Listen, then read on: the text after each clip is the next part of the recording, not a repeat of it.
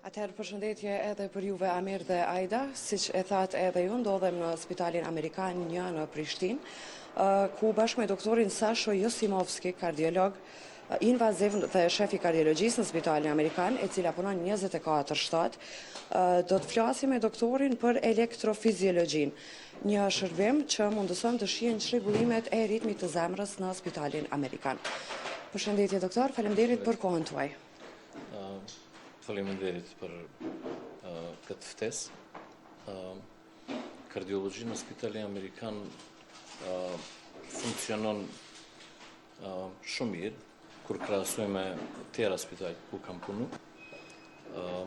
Diçka që është më e rëndësishme është që kemi bashkëpunim me tjera reparte gjithashtu, domethënë me anesteziologji edhe me kardiochirurgji, sepse jemi pak një departament ma kompakt.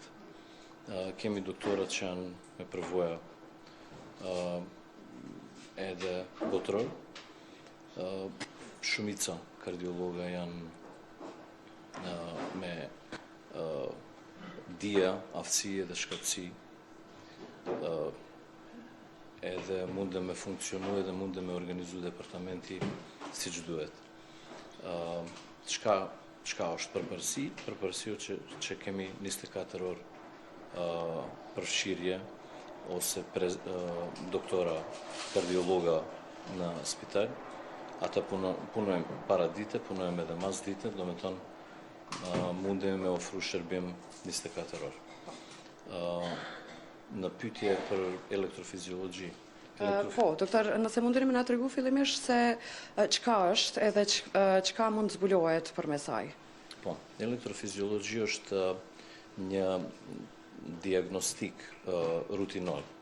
Edhe nuk është që kemi zbulu para disa vjet, kjo është një teknik diagnostike që është 20 vjet, 20 diçka vjet.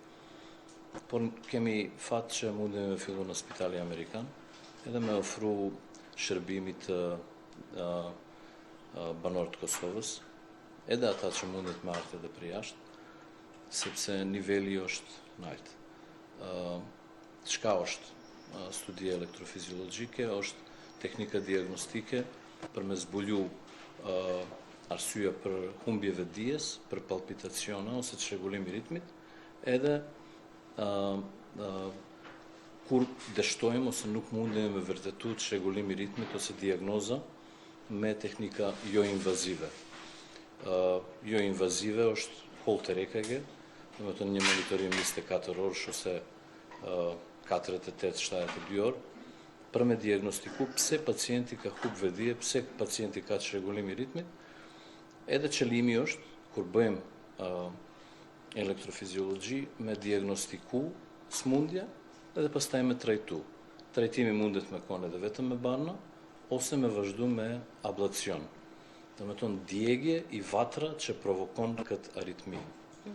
Kjo është teknika që është rutinor, kam thënë edhe një herë, domethënë me përsërit zgjat 30-40 minuta. Doktor, është e mundimshme për pacientin? Tregua që nuk zgjat shumë, megjithatë çka ndjen pacienti gjatë procedurave? Jo.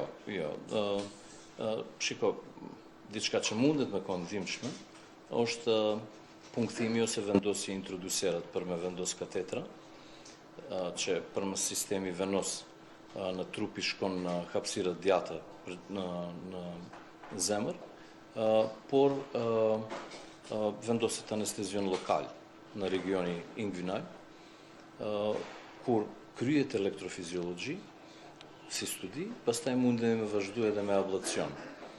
Kur ablacion është teknika terapeutike që mundet me qenë pak dhimbshme, por sepse kam përmend edhe anesteziologët, edhe ata janë afër neve, kur dikush edhe vren ndaj dhimbje, mundemi me ndihmu me analgjezi.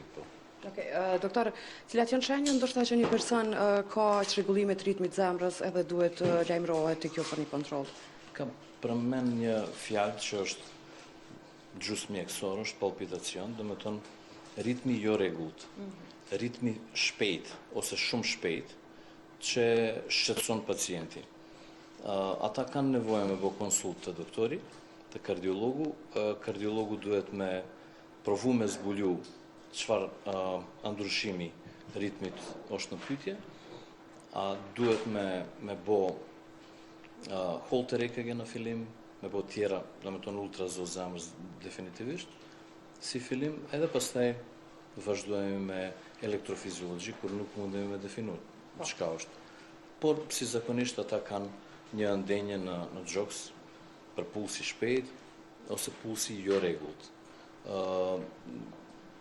Teknika ablacioni që kam përmend, du me thënë edhe kjo, mundet me bë me energji radiofrekvente, ose në gjuhë popullore është DEG në vatra, por kemi edhe tjetër teknik, është me ngri disa venda që prodhon aritmi.